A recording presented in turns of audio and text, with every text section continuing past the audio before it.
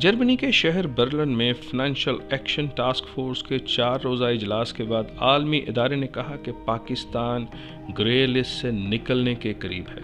اس نے تمام شرائط پوری کر لیں۔ 34 نکات پر مشتمل 2 ایکشن پلانز کے تمام نکات پر عمل درآمد کر لیا گیا ہے۔ عالمی ادارے نے پاکستان مسلم لیگ نون کی حکومت کے دوران جون 2018 میں پاکستان کو گرے لسٹ میں شامل کیا تھا۔ پاکستان کو 2019 کے آخر تک منی لانڈرنگ اور دہشت گردوں کی مالی معاونت سے متعلق 27 نکات پر مشتمل ایکشن پلان پر عمل درآمد کرنا تھا۔ اس فہرست میں ان ممالک کو شامل کیا جاتا ہے جو منی لانڈرنگ میں اور دہشت گردی کے حوالے سے رقوم کی فراہمی کو روکنے کے لیے مناسب اقدامات نہیں کر پاتے۔ پاکستان اس سے قبل 2012 سے 2015 تک فائنینشل ایکشن ٹاسک فورس کی گرے لسٹ میں رہ چکا ہے۔ منی لانڈرنگ اور دہشت گردوں کی مالی معاونت سے متعلق قوانین اور ان کے نفاذ کی نگرانی FATF کرتا ہے۔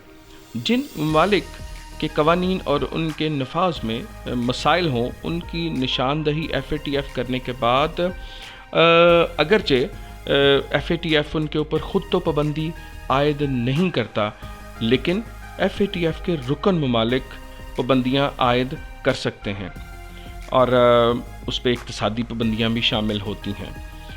FATF ممالک کی نگرانی کے لیے لسٹیں جاری کرتا ہے جن کو گرے لسٹ اور وائٹ لسٹ کا نام دیا جاتا ہے، اور ایک بلیک لسٹ بھی ہے۔ بلیک لسٹ میں ہائی رسک ممالک کو شامل کیا جاتا ہے جن کے انسداد منی لانڈرنگ اور دہشت گردی کے مالی معاونت سے متعلق قوانین اور قواعد میں کسی حد تک غلطیاں، کمیاں، سکم ہوتے ہیں۔ ان ممالک کے حوالے سے کبھی امکان ہوتا ہے کہ FATF کے رکن ممالک ان پر پابندیاں عائد کر دیں گے۔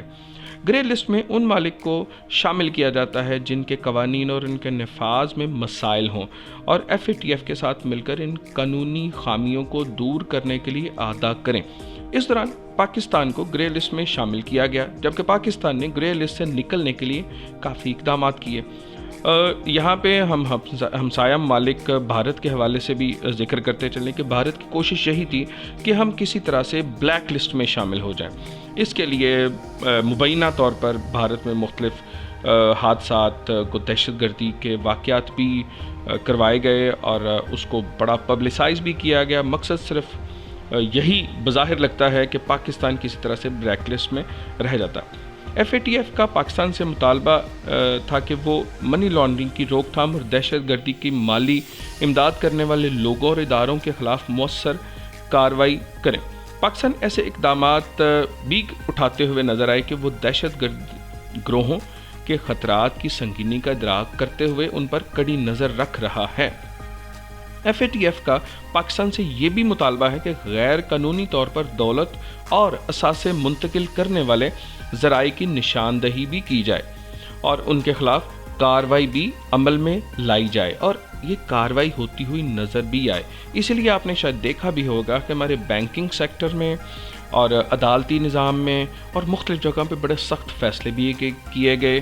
ہم عام طور پہ کوئی منی ٹرانسفر کرنے جاتے ہیں تو ہم سے ID کارڈ بھی طلب کیا جاتا ہے۔ اسی طرح سے کچھ تنظیموں پر پابندی بھی عائد کی گئی۔ یہ بنیادی طور پر انہی 34 نکات کے عمل درآمد کی کڑی تھی۔ پاکستان کو FATF کی گرے لسٹ کا حصہ بنائے جانے کے بعد پاکستان میں سرمایہ کاری لگانے والے ممالک کی تعداد قدرے کم ہو گئی تھی۔ مارچ 2021 میں ہونے والے ریویو میں ٹیررسٹ فنانسنگ کے ادارے نے پاکستان کو گرے لسٹ میں باقی رکھتے ہوئے کہا تھا کہ پاکستان نے سفارشات کی تکمیل میں خاصی پیش رفت کی ہے، لیکن ابھی انہیں اور کام کرنے کی ضرورت ہے۔ اس دوران پاکستان نے FATF کی تمام نکات پر عمل درآمد کر کے ذمہ دار ریاست کا ثبوت دیا۔ افواج پاکستان نے اس میں کلیدی کردار ادا کیا اور حکومت اور قومی اداروں کے ساتھ مل کر تمام نکات پر عمل درآمد یقینی بنایا۔ بھارتی کوشش، جیسے پہلے بھی ذکر کی، کہ پاکستان کو ہر حال میں بلیک لسٹ میں رکھنا چاہتا تھا۔ پاک فوج نے اسی سازش کو ناکام بنانے کے لیے پوری کوشش کی اور FATF کے تحت ٹیرر فنانسنگ کے 27 میں سے 27 پوائنٹس اور منی لانڈرنگ کے 7 میں سے 7 پوائنٹ پر عمل درآمد کو یقینی بنایا۔ دونوں ایکشن پلانز کل ملا کر 34 نکات پر مشتمل تھے۔ اینٹی منی لانڈرنگ اور کاؤنٹر ٹیررسٹ فنانسنگ پر مبنی اس ایکشن پلان کو 4 سال کی مسلسل کوششوں کے بعد مکمل کیا۔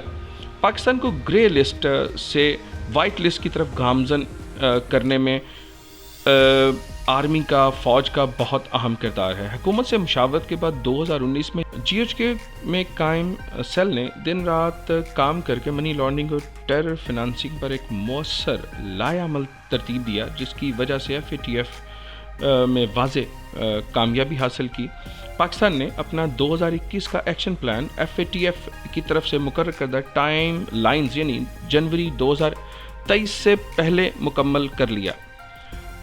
یہاں پہ میں یہ گزارش کرتا چلوں کہ FATF کے ساتھ شاید سابقہ گورنمنٹ کے ساتھ بھی کچھ تھوڑی سی ان کی اچھی ریپو نہیں تھی، جس کی بنیاد پر سابقہ گورنمنٹ جو کہ اپنے تقریباً اہداف مکمل کر چکی تھی، اور بہت سے ممالک ایسے بھی ہیں جو اپنے اس سے بھی کم اہداف مکمل کرنے کے بعد وائٹ لسٹ میں شامل ہو چکے تھے، لیکن پاکستان کو کافی حد تک بلکہ 95% تک اپنے اہداف مکمل کرنے کے باوجود بھی پاکستان کو گرے لسٹ سے نکالا نہیں جا رہا تھا۔ شاید کہیں نہ کہیں وہاں پہ بھارت کی کوششیں بھی شامل تھیں، کہیں نہ کہیں پاکستان اور امریکہ کے درمیان جو ایک سرد جنگ جاری تھی وہ بھی وجہ شامل تھی۔